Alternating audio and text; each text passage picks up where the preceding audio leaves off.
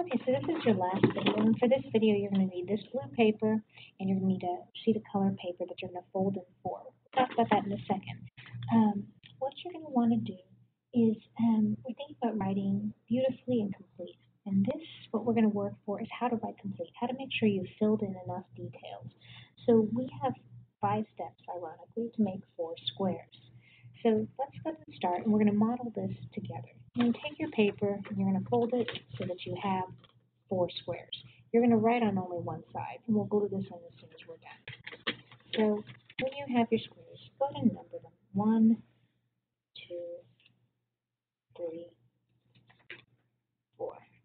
Or you can do it another way if you so choose. So our first thing is that we have to think about what are the subjects the passage discusses. And so the subjects are thematic ideas. They're nouns. They should be fairly broad. We're going to use the Unseen England for the first time to practice this. So one of the subjects she talks about, obviously, is England. She's talking about England. You could also say she's talking about education. She makes a lot of time talking about what the teacher teaches them about the map and is in the schoolyard. She's talking about chances, maybe hope, because she's thinking about what else might happen. Once we kind of list a few, and depending on the length of the passage and the complexity, you might have more. I'm going to talk about England. So I circle it just to give me some sense of control. I know I'm going to talk about England. The second step, write a statement that solidifies how the author feels about the subject you selected. So with England, we have to say, well, what is she saying about England? In this case, Kincaid. And just an FYI, whenever you're writing about writers, you're going to refer to them by their last name because you're not their best friend, unless you are. Congratulations. So in this case, Kincaid feels that England is beyond her own life, but longs for, or maybe lovingly, I guess. Thank you. Dreams about its nature. Now, this is not the best writing ever. This is simply just trying to get the idea out. And you got to forgive yourself for that. Sometimes you're writing beautifully and it's all going to come out. Sometimes you're just trying to get out what you can get out. Okay, so that's number 1 and that's number 2. This is your assertion box. So if we call this assertion box.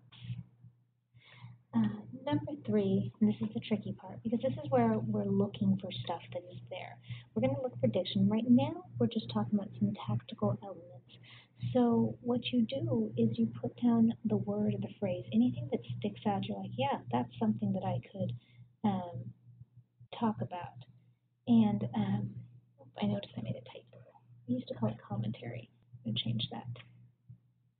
Oh, no, this is the commentary box. So we're going to name this commentary. We're looking for quotes. I'm going to flip back for a second, and we're going to be thinking about what we noticed in this passage. So, technical difficulties. Okay, so one thing that we might put down is short, direct statement, and I'm going to put down something of, I'll just write down first sentence. Also, I'm going to talk about second sentence, long with details. You can put quotes, you can put just markers so that you know what you're talking about. I'm going to go with the sentence, they wore it well, and they wore it, and I'm just going to put the ellipses because it's really long and I don't want to still. And then I'm going to put that last sentence. It starts with we understood then, and there's a dash. We were meant to understand then.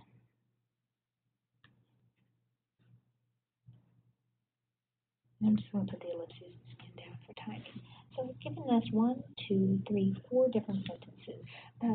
Could be more, but I want us to get a sense of what we're looking for. So subject, I identified the subject, England. I have an assertion that Kincaid feels, it's beyond her own life and sort of limitations. That I find that really interesting in how she describes England. I hope you enjoy it too. And then finally, we're ready to think about enhancement. That is always with all of our box. The enhancement box, the purpose of enhancement is that we're thinking about what is the relationship between what we see, the sentences, and what the main idea is, that author's argument. So what we look for is that first short direct sentence opens, and I just kind of like dot line to connect it, opens a factual tone contrasted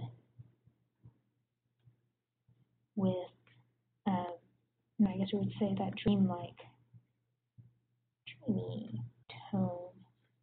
And I'm going to put those two ideas together, which shows her conflict. Because remember, she loves England because she's been trained to love England, but then there's this conflict because it's not her England.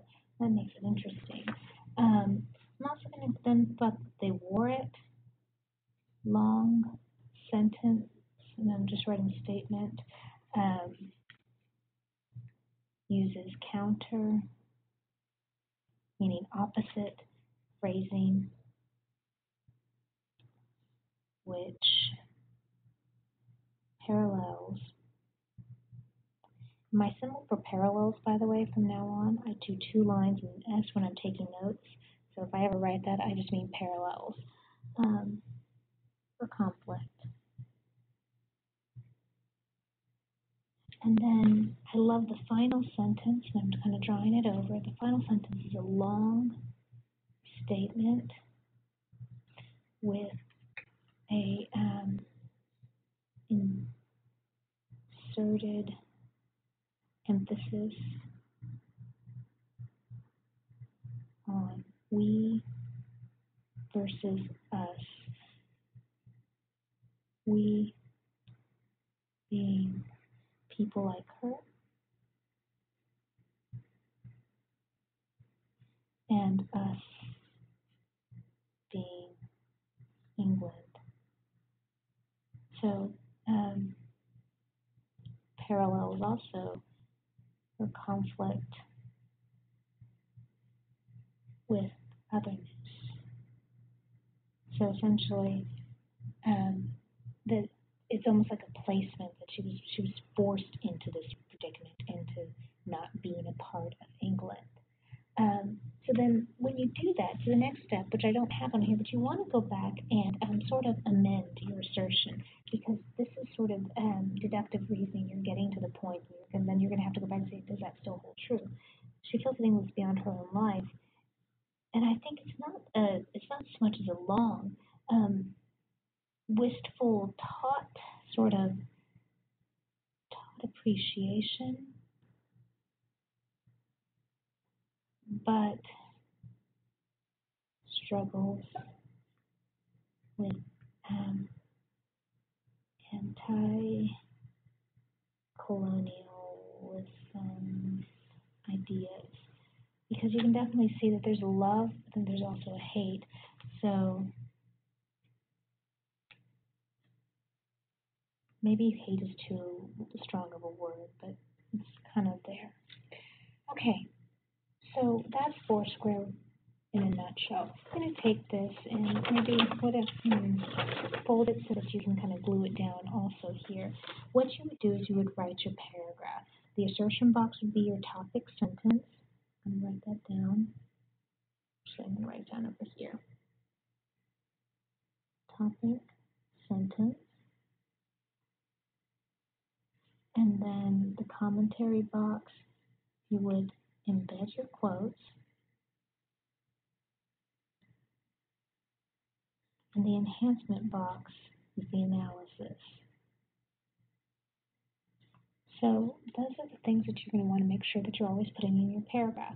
And today, you're actually going to practice and you're going to try it to see, well, how can you do this? You're going to use Unseen England for the first time. And I want you to start thinking about these kind of mindsets. Okay, so now you guys have pause the videos as you need, but you're ready to start practicing on your own. And let me know if you have any questions.